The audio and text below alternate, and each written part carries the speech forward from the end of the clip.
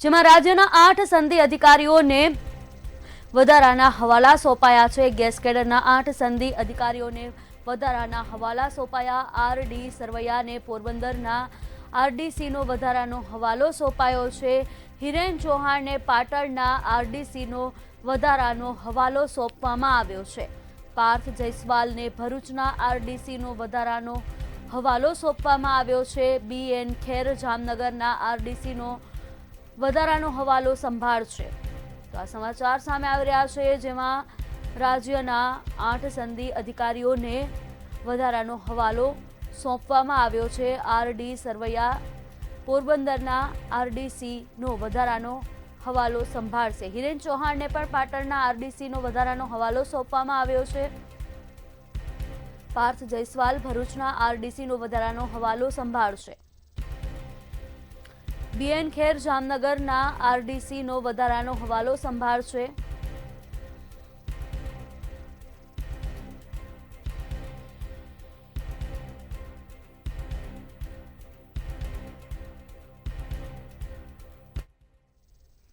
આગળ વડોદરાથી સમાચાર સામે આવી રહ્યા છે, જ્યાં વડોદરામાં ડિજિટલ અરેસ્ટ કરીને 1.82 કરોડની ઠગાઈ આચરવામાં આવી છે। આ વિગતો સામે આવી રહી છે વડોદરાથી, જેમાં ડિજિટલ અરેસ્ટનો નવો એક કિસ્સો સામે આવ્યો છે। સિનિયર સિટીઝન મહિલા સાથે કરોડોની ઠગાઈ કરવામાં આવી છે।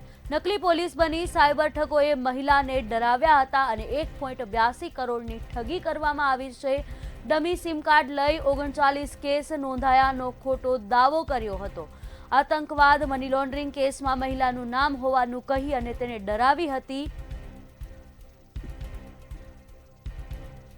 વોટ્સએપ વિડીયો કોલ પરથી નકલી દસ્તાવેજો પણ બતાવ્યા હતા અને મહિલાને ડરાવી હતી। 11 થી 16 ડિસેમ્બર સુધી 1.82 કરોડ ટ્રાન્સફર કરાવ્યા છે।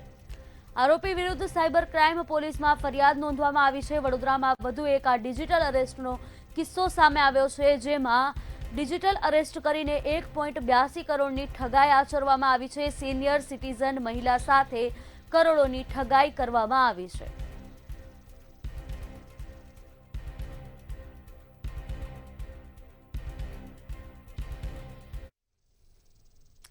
ગુજરાતમાં મતદાર યાદીની સુધારણા ઝુંબેશ એસઆઈઆર કામગીરી હાથ ધરવામાં આવી છે। તારીખ 27 ઓક્ટોબર 2025થી રાજ્યભરમાં શરૂ કરવામાં આવેલ એસઆઈઆર ઝુંબેશની સતત 1.5 માસ સુધી હાથ ધરવામાં આવેલ કામગીરી બાદ 18 જાન્યુઆરી 2026 સુધી મતદારો મતદાર યાદીમાં પોતાના નામ અથવા તો મતદાર યાદીમાંથી નામ કમી થવા સંબંધિત કંઈ વાંધા દાવા રજૂ કરવા માંગતા હોય તો તેઓ રજૂ કરી શકશે। 10મી ફેબ્રુઆરી 2026 સુધીમાં ચૂંટણી અધિકારીઓ દ્વારા વાંધાઓની સત્યતા ચકાસી તેના નિકાલની કામગીરી હાથ ધરવામાં આવશે। મતદાર યાદી સુધારણા કાર્યક્રમમાં જે એસઆઈઆરની કામગીરી 4 નવેમ્બરના દિવસે શરૂ થઈ હતી, તો ભાવનગરના 7 વિધાનસભામાં પૂર્ણ થઈ ગઈ છે અને આખી જે લિસ્ટ છે આ સીઓની વેબસાઇટ અને ડીઓની વેબસાઇટ ઉપર અવેલેબલ છે। નેક્સ્ટ એક મહિનો એટલે કે આજે જે 19 ડિસેમ્બર થયું છે, 18 જાન્યુઆરી સુધી કોઈ એએસટીની લિસ્ટમાં જેનું નામ છે આપ પોતાના જે ઓબ્જેક્શન હોય કે કોઈ ક્લેમ હોય તો આ ઈઆરઓ ઓફિસમાં રજૂ કરી શકે છે અને એની આધારે ઈઆરઓ મીન્સ કે એનો ફાઇનલ નિર્ણય નક્કી કરશે। સાથે સાથે એના નિર્ણય પ્રમાણે જ આગળ ફાઇનલ જે યાદી છે આ 17 ફરવરી 2026ના રોજ પ્રસારિત જે ફાઇનલ ઇલેક્ટોરલ રોલ છે આ થશે। વડોદરામાં એસઆઈઆર કામગીરી બાદ ડ્રાફ્ટ યાદી તૈયાર થઈ હતી। સમગ્ર કામગીરીમાં 9000 કર્મચારીઓ જોડાયા હતા। સમગ્ર કામગીરીના અંતે કુલ 26,917 મતદારો નોંધાયા હતા, જેમના 21,85,183 મતદારોનું ડિજિટાઇલાઇઝેશન કરવામાં આવ્યું હતું। કામગીરીનો સમગ્ર યશ બીએલઓને ગયો હતો।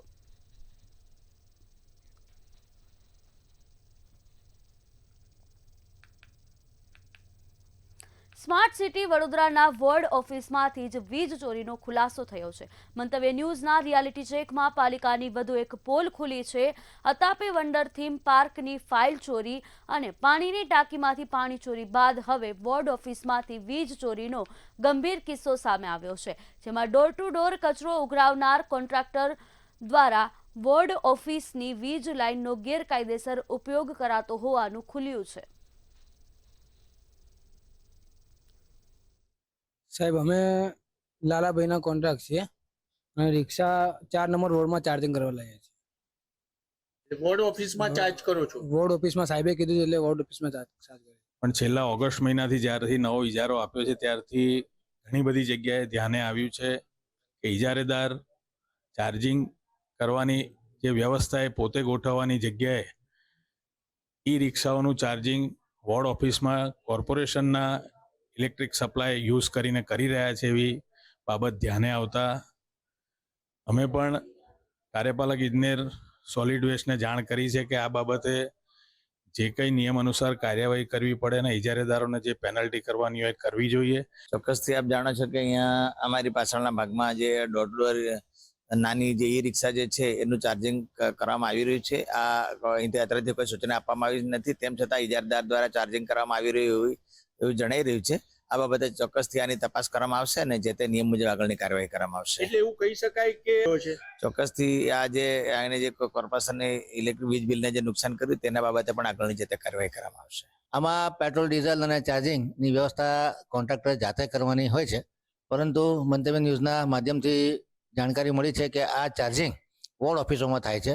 અત્યારે તાત્કાલિક ડીવાયએમસીને વાત કરી અને કડક સૂચના આપવામાં આવી છે કે આ ચાર્જિંગ માટેના પોઈન્ટ કોને નાખ્યા, કોને પૂછીને નાખ્યા અને એનું જે ઇલેક્ટ્રિસિટીનું બિલ છે એ કોણ ભરશે, આ સ્પષ્ટતા સાથેની ઇન્ક્વાયરી કરવાનું ડીવાયએમસીને કડક સૂચના આપવામાં આવી છે. સ્માર્ટ સિટી વડોદરા મહાનગરપાલિકા બની ચૂકી છે દલા તલવાડીની વાડી.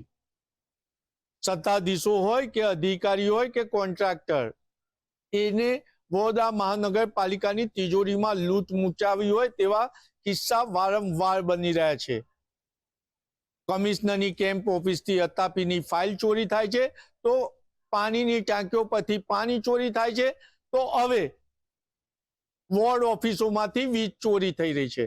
આપ સ્ક્રીન પર જોઈ રહ્યા છો એ આ પૂર્વ ઝોન છે અને આ પૂર્વ ઝોનની મુખ્ય કચેરી વોર્ડ નંબર 4 ની કચેરી ખાતે આપ જોઈ શકો છો વીજ ચોરી થઈ રહી છે.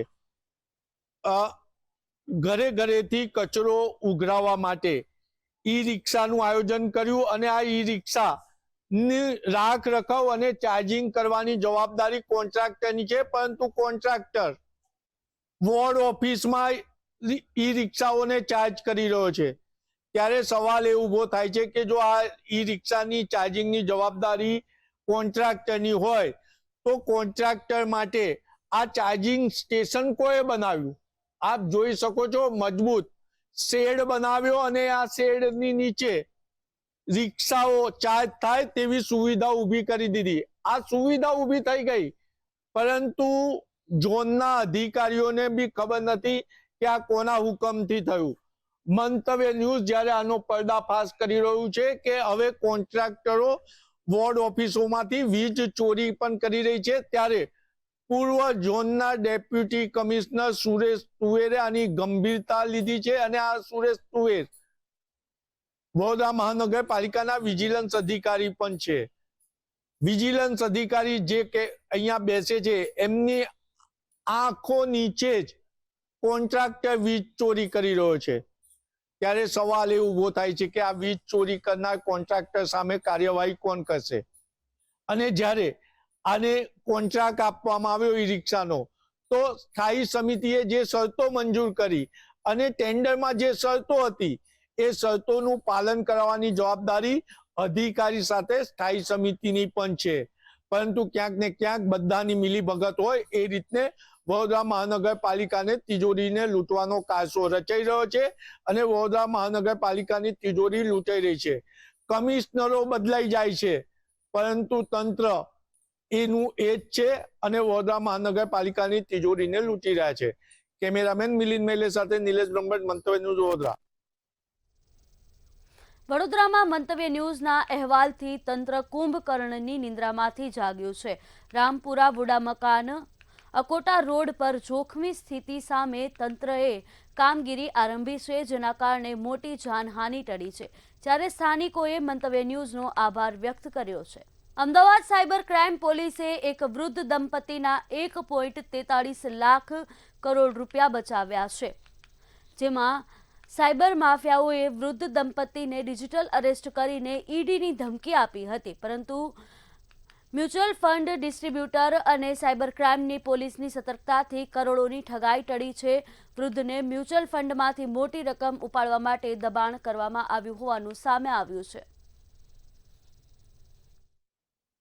जाके सीनियर सिटीजन के घर पे तफ्तीश की तो उनको 10 घंटे समझाने में लगे थे कि उनके साथ क्या हुआ है. तो एक्चुअली उनको 6 दिन से डिजिटल अरेस्ट किया गया था और उनके जो एफडी के पैसे हैं वो ऑलरेडी उनने ब्रेक करवा के अपने बैंक अकाउंट में लिए थे और ये 92 लाख भी उसके अपने बैंक अकाउंट में लेके फ्रॉडस्टर टोटल 1.42 करोड़ रुपए अपने फेक म्यूल अकाउंट में ट्रांसफर करवाने वाले थे. तो ये म्यूचुअल फंड मैनेजर की सतर्कता और साइबर क्राइम के जो हमारे स्टाफ है उनकी सतर्कता से ये फ्रॉड हम बचा पाए. ગુજરાત સરકાર દ્વારા મહિલા સશક્તિકરણ કરવાના હેતુસર મહિલાઓને આર્થિક રીતે પગભર કરવાના આશયથી નારી સશક્ત મેળાની શરૂઆત કરવામાં આવી છે. નારી મેળાનો વન અને પર્યાવરણ મંત્રી પ્રવીણ માળીએ પ્રારંભ કરાવ્યો છે. ત્રિદિવસીય સશક્ત નારી મેળામાં વોકલ ફોર લોકલની ઝુંબેશ સાથે ત્રિદિવસીય સશક્ત નારી મેળાની મહેસાણા ખાતે શરૂઆત કરવામાં આવી છે. 2 દિવસની અંદર નારી સશક્ત મેળાનું આયોજન કરવામાં આવ્યું છે. એના અનુસંધાને આજે મહેસાણા જિલ્લાનો આ મેળાને ખુલ્લો મૂકવા માટે આજે અવસર આવ્યો છે. દીકરીઓ અને બહેનો બનાવેલી વસ્તુઓનું વેચાણ થઈ શકે, તેના અંદર રહેલી સ્કિલ લોકો જોઈ શકે અને તેને બનાવેલા પોતાના પરિશ્રમથી બનાવેલ વસ્તુઓ, પ્રોડક્ટોને તે વેચાણમાં મૂકી શકે એના માટે સ્ટોલનો આજે નિહાળવાનો અવસર મળ્યો છે. નવસારીમાં નવા બ્રિજ નિર્માણ કાર્યમાં પારસી સમાજની સ્મશાન ભૂમિને કારણે અવરોધ ઊભો થયો છે. સુરત નવસારી શહેરને જોડતા મહત્વપૂર્ણ બ્રિજ જે પૂર્ણા નદી ઉપર નવા બ્રિજના કામમાં અવરોધ થયો છે. વેરાવળ ગામ પાસે પૂર્ણા નદી ઉપરનો બ્રિજ ક્રિટિકલ પુઅર કેટેગરીમાં આવતા નવા બ્રિજની જરૂર છે અને આ બ્રિજ બનાવવા સ્મશાન ભૂમિના ભાગને સંપાદન કરવાની જરૂર છે. ત્યારે આશરે 500 વર્ષ જૂની સ્મશાન ભૂમિને બચાવવા સમાજના આગેવાનો આગળ આવ્યા છે. જ્યારે જિલ્લા પ્રાંત અધિકારી અને માર્ગ મકાન વિભાગના અધિકારીઓએ બ્રિજની ડિઝાઇનમાં ફેરફારની શક્યતા ચકાસવાની ખાતરી કરી છે. ત્યારે હવે કોઈ વધારાની જગ્યા આપવાની કોઈ સંભવ રહેતો નથી. જે જગ્યા અપાઈ શકતી હતી તેટલી સંપૂર્ણ જગ્યા આપી દીધી છે. હવે કોઈ વધારાની જગ્યા અપાય તેવી કોઈ ગુંજાયશ નથી. પારસી સમાજ માટે આ બહુ સેન્સિટિવ પ્રશ્ન છે, કારણ કે આ જગ્યાને પવિત્ર, સૌથી વધારે પવિત્ર ગણવામાં આવે છે અને તેની ઉપર અતિક્રમણ હવે પારસી સમાજને મંજૂર નથી. આજે અમે ત્યાં ગયા ત્યારે ઘણા બધા પારસી સમુદાયના લોકો ઉપસ્થિત રહ્યા હતા અને એમની અલગ અલગ રજૂઆતો હતી તેઓ એમને જણાવી. એટલે આજે જોઈન્ટ મેજરમેન્ટ થઈ શક્યું નથી અને જૂના નકશા વગેરે બધું જ લઈ અને આવતીકાલે સાંજે 5 વાગે પારસી સમુદાયના લોકો અને ટ્રસ્ટીઓ અને સાથે સાથે સંપાદક સંસ્થા એટલે કે આરએનબી નેશનલ હાઈવે ડિવિઝન, એમના કાર્યપાલક ઇજનેર અને જે કન્સલ્ટન્ટ હોય નેશનલ હાઈવેના, એ બધા સાથે એક બેઠક યોજવાનું નક્કી કરવામાં આવ્યું છે. જેના આગળ ચર્ચા કર્યા બાદ આગળ કઈ રીતે વધવું એની નક્કી કરવામાં આવશે. જૂનાગઢ શહેરના સર્કલ પાસે આવેલ હવેલીવાડી ગ્રાઉન્ડ ખાતે ત્રિદિવસીય સશક્ત નારી મેળાનો પ્રારંભ કેબિનેટ મંત્રી ડોક્ટર પ્રદ્યુમન વાજાના હસ્તે કરવામાં આવ્યો છે. ત્યારે 19 ડિસેમ્બરથી 21 ડિસેમ્બર સુધી ત્રિદિવસીય આયોજન કરવામાં આવ્યું છે. કેબિનેટ મંત્રી ડોક્ટર પ્રદ્યુમન વાજા, ધારાસભ્ય સંજય કોરડિયા, ધારાસભ્ય દેવાભાઈ માલમ, અરવિંદ લાડાણી, જિલ્લા કલેક્ટર, એસડીએમ, મનપા મેયર, ડેપ્યુટી મેયર સહિતના અધિકારીઓ ઉપસ્થિત રહ્યા હતા. જૂનાગઢમાં પણ આ ખૂબ સુંદર મેળો વહીવટી તંત્ર દ્વારા આયોજન કરવામાં આવ્યું છે. અહીંયા લગભગ 100 જેટલા સ્ટોલો ઊભા કરવામાં આવ્યા છે. તેમાં અલગ અલગ મહિલા સંગઠનના સ્વસહાય જૂથો, તેની સાથે સાથે આજે વહીવટી તંત્રએ એક જે વિશેષ પ્રયોગ કર્યો છે કે જાહેરાત આપી અને અન્ય મહિલા સંગઠન અને મહિલાઓ જે પોતે આ રોજગારી ક્ષેત્રે પોતાની જે કૌશલ્ય દ્વારા અન્ય ઉત્પાદનો, સ્વદેશી ઉત્પાદનો કરે છે, એમણે પણ આ મેળામાં ભાગ લીધો છે. ભાવનગરમાં વાઇબ્રન્ટ ગુજરાત રિજનલ કોન્ફરન્સમાં ઉપલક્ષ્યમાં પ્રભારી મંત્રી કૌશિક વેકરિયાના અધ્યક્ષ સ્થાને ડિસ્ટ્રિક્ટ લેવલનો કાર્યક્રમ યોજાયો હતો. કાર્યક્રમમાં કેબિનેટ કૃષિ મંત્રી જીતુ વાઘાણી, ધારાસભ્ય સહિતના રાજકીય આગેવાનો ઉપસ્થિત રહ્યા હતા, જેમાં ધોલેરા SIR પોર્ટ વિકાસ, શિપ બ્રેકિંગ અને શિપ બિલ્ડિંગ સહિતના મહત્વના ક્ષેત્રોમાં રોકાણ સંદર્ભે ચર્ચાઓ કરાઈ હતી. કાર્યક્રમમાં MOU એક્સચેન્જ, પ્રતિકાત્મક ચેકનું વિતરણ, LDM દ્વારા લોન મંજૂરી પત્રનું વિતરણ, VGRC પર ફિલ્મ પ્રસ્તુતિ તેમજ પ્રાદેશિક કોન્ફરન્સની પ્રસ્તુતિ સાથે MSMEની સફળતાની ગાથા રજૂ કરવામાં આવી હતી. વાઇબ્રન્ટ કોન્ફરન્સ એ 10-11-12 રાજકોટ ખાતે થઈ રહી છે. એના ભાગરૂપે આજે ભાવનગરમાં પણ આપણે સૌ જાણીએ છીએ પ્રમાણે ભાવનગર જિલ્લાનો પ્રોગ્રામ વાઇબ્રન્ટ સમિટ માનનીય કૌશિકભાઈ વેકરિયા પ્રભારી મંત્રીશ્રીના અધ્યક્ષ સ્થાને ભાવનગરમાં યોજાયો છે. જિલ્લામાં વિકાસ અહીંયા MOU પણ લગભગ 1500 કરોડથી વધારાના MOU એ પણ અહીંયા આજે થયા છે. ભાવનગર એ આવનારા દિવસોમાં સમગ્ર સૌરાષ્ટ્રનું એ મુખારબિંદ બનવાનું છે, મુખડું બનવાનું છે. રાજકોટ જિલ્લાના જેતપુરમાં વકીલ મંડળ દ્વારા બાર એસોસિએશનની ચૂંટણી યોજાઈ હતી. ચૂંટણીમાં કુલ 351 વકીલ મતદારોમાંથી 246 વકીલોએ મતદાન કર્યું હતું. ત્યારે ગત ટર્મની એક્ટિવ પેનલ ફરી વિજેતા બની છે. બાર એસોસિએશનના પ્રમુખ પદે મહાવીર પટેલ સતત ત્રીજી ટર્મમાં વિજેતા બની હેટ્રિક સર્જી હતી. એક્ટિવ પેનલ સામે પ્રત્યેક હોદ્દા માટે સ્વતંત્ર ઉમેદવાર ઊભા હતા. એક્ટિવ પેનલમાં પ્રમુખ મહાવીર પટેલ, ઉપપ્રમુખ ઉદય ગોંડલિયા, સેક્રેટરી વિક્રમ પારઘી અને જોઈન્ટ સેક્રેટરી રાહુલ વ્યાસ, ખજાનચી ભરત પરમાર તેમજ સહખજાનચી લતા મહીડા વિજેતા બન્યા છે. એક્ટિવ પેનલ ફરી વિજેતા થતા વકીલોએ ફટાકડા ફોડી અને વિજય ઉત્સવ મનાવ્યો હતો.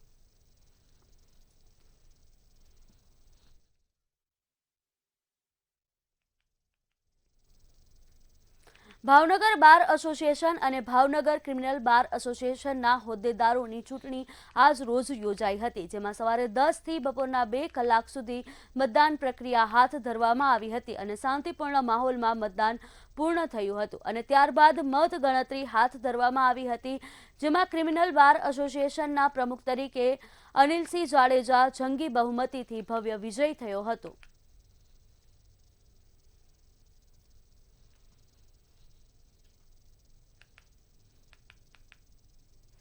ગુજરાત વિકાસના પંથે આગળ વધી રહ્યું છે. વિકાસના નામે ગુજરાતમાં લાખો વૃક્ષોનું નિકંદન કરવામાં આવી રહ્યું છે.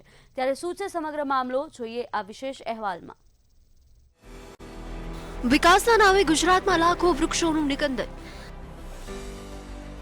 છેલ્લા 5 વર્ષમાં રાજ્યમાં 2.36 લાખ વૃક્ષો કપાયા. ગ્રીન ગુજરાતના નામે લાખો રોપાઓનું વાવેતર. વૃક્ષો બચાવના નામ પર કરાય છે માત્ર દેખાડો. વૃક્ષો બચાવવાની વાતો માત્ર કાગળ સુધી સીમિત. ગુજરાત વિકાસના પંથે આગળ વધી રહ્યું છે, ત્યારે વિકાસના નામે ગુજરાતના મોટાભાગના શહેરો કોન્ક્રીટના જંગલમાં ફેરવાઈ રહ્યા છે. વિકાસના નામે વૃક્ષોનું સરેઆમ કતલ કરવામાં આવી રહ્યું છે. નવીન રોડ, રસ્તા અને પ્રોજેક્ટ્સના બહાના હેઠળ વૃક્ષોનું નિકંદન કરવામાં આવે છે. ખુદ સરકાર જ વૃક્ષો કાપવાની મંજૂરી આપી રહી છે. વૃક્ષોના નિકંદનને લઈ ચોંકાવનારો ખુલાસો સામે આવ્યો છે. કેન્દ્રીય વન પર્યાવરણ વિભાગના રિપોર્ટ અનુસાર છેલ્લા 5 વર્ષમાં ગુજરાતમાં 2.36 લાખ વૃક્ષો કાપવામાં આવ્યા છે.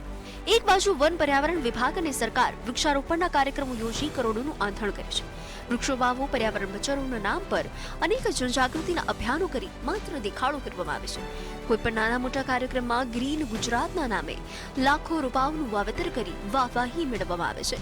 ત્યારબાદ અમદાવાદ સહિત અનેક મોટા શહેરના કોન્ક્રીટના જંગલમાં પરિવર્તિત કરવામાં આવે છે, જેને લઈ શહેરમાં વૃક્ષોની સંખ્યામાં નોંધપાત્ર રીતે ઘટાડો થઈ રહ્યો છે. સરકારી કામોમાં અવરોધરૂપ બનતા વૃક્ષોને કાપવામાં આવી રહ્યા છે. વાસ્તવિકતા એ છે કે વૃક્ષો બચાવવાની વાતો માત્ર કાગળ સુધી સીમિત છે.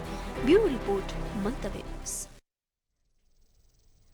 મહેસાણાના સતલાસણા માર્કેટિંગ યાર્ડમાં તસ્કરોનો આતંક જોવા મળી રહ્યો છે. તસ્કરોએ માર્કેટ યાર્ડની 4 દુકાનોના તાળા તોડ્યા હોવાનું સામે આવ્યું છે. તેમજ યાર્ડ બહાર રહેલ દુકાનોમાં પણ ચોરીની ઘટનાને અંજામ આપવામાં આવ્યો છે. તસ્કરોએ 6 થી વધુ દુકાનોમાં હાથફેરો કર્યો હોવાનું સામે આવ્યું છે. બનાવની જાણ થતાં પોલીસનો કાફલો ઘટના સ્થળે દોડી આવ્યો હતો. પોલીસે તસ્કરોને શોધવા માટે તપાસના ચક્રો ગતિમાન કર્યા છે.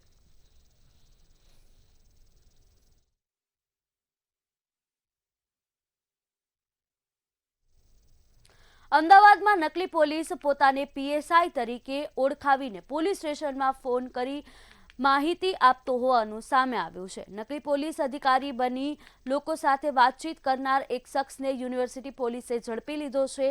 આરોપી અગાઉ પણ અનેક ગુનામાં સંડોવાયેલો હોવાનું સામે આવ્યું છે. હાલ યુનિવર્સિટી પોલીસે આરોપી પાસેથી મોબાઈલ અને અન્ય પુરાવાઓ કબજે કરી વધુ તપાસ શરૂ કરી છે. એમાં વિગત એવી હતી કે એક આરોપી જે છે પોતે મહેસાણા જિલ્લાની અંદર પોલીસ સબ ઇન્સ્પેક્ટર તરીકે નોકરી કરતા હોય, પીએસઆઈ રાઠોડ તરીકેની પોતાની ઓળખ આપી અને નવરંગપુરા પોલીસ સ્ટેશનમાં એમને ફોન કરેલો હતો કે મારા આ એક પોલીસ સ્ટેશનના એક આરોપી છે ગુનાના અને આપની હદમાં રહે છે, જે એમને એડ્રેસ આપેલું, જેથી નવરંગપુરાના પીએસઓ એવું જણાવેલું કે આ ગુજરાત યુનિવર્સિટીની હદમાં આવશે, જેથી કરીને એમને ગુજરાત યુનિવર્સિટી પોલીસ સ્ટેશન ખાતે એ મેસેજ એમને ટ્રાન્સફર કરેલો હતો. અને અમદાવાદના નારણપુરા વિસ્તારમાં યુવક પર જીવલેણ હુમલો થયો હોવાની ઘટના સામે આવી છે. જૂની અદાવત અને વૈવાહિક વિવાદના કારણે યુવક પર મરચાનો ભૂકો નાખી છરીથી હુમલો કર્યો હોવાનું સામે આવ્યું છે. યુવકને ગંભીર ઈજાઓ પહોંચતા સારવાર અર્થે હોસ્પિટલ ખસેડવામાં આવ્યો હતો. સમગ્ર મામલે પોલીસે હત્યાના પ્રયાસનો ગુનો નોંધી વધુ તપાસ હાથ ધરી છે. પ્રિયલ સોલંકી જે છે એ હાલમાં આ કામના ફરિયાદી સાથે લિવ ઇન રિલેશનશિપમાં રહે છે અને તે લિવ ઇન રિલેશનશિપમાં રહેતા હોય અને તેમના હસબન્ડ જે મિહિરભાઈ છે તેમને અણબનાવ થતો હોય અને એની અદાવત રાખી અને આ પ્રકારની હુમલો કરેલ છે અને જેની ફરિયાદ ગટોડા પોલીસ સ્ટેશનમાં દાખલ થતા હાલ પોલીસ તપાસ ચલાવી રહી છે. આગળ રાજકોટથી સમાચાર સામે આવી રહ્યા છે, જ્યાં 16 વર્ષીય સગીરાનો કૂવામાં કૂદી અને આપઘાત.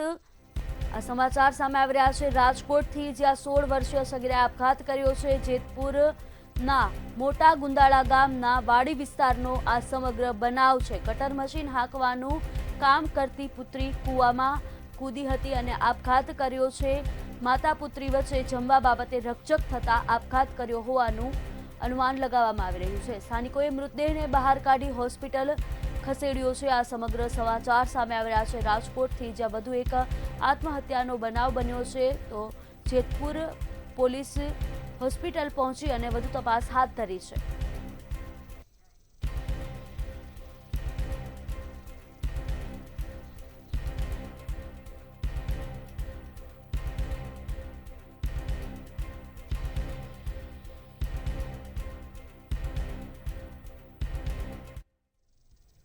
આગળ સમાચાર સામે આવી રહ્યા છે, જેમાં 119 પીઆઈને ડીવાયએસપી તરીકે પ્રમોશન મળવાની પ્રક્રિયા શરૂ કરવામાં આવી છે. આ વિગતો સામે આવી રહી છે, જેમાં પીઆઈને ડીવાયએસપી તરીકે પ્રમોશન મળવાની પ્રક્રિયા શરૂ.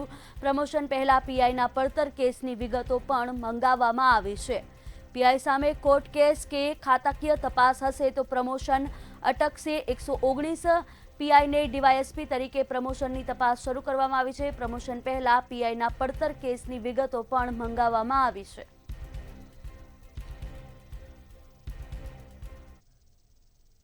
મેટ્રો 10માં હાલ બસ આટલું જ. વધુ સમાચાર માટે જોતા રહો મંતવ્ય ન્યૂઝ. નમસ્કાર.